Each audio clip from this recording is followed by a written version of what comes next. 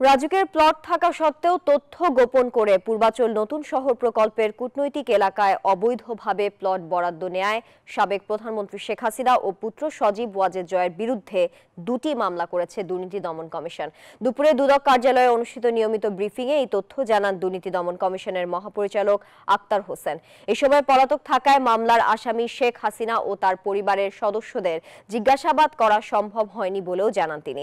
Plot জালিয়াতির কাজে জড়িত থাকার অভিযোগে দুদকের এই দুই মামলায় শেখ হাসিনা ও সজীব ওয়াজেদ জয় ছাড়াও রাজুক এবং গৃহায়ন ও গণপূর্ত মন্ত্রণালয়ের মোট ২৬ জন বিভিন্ন পর্যায়ের কর্মকর্তাকে আসামি করেছে দুদক। মামলার অন্য আসামিদের জিজ্ঞাসাবাদের জন্য চিঠি পাঠানো হয়েছে বলেও জানান তিনি।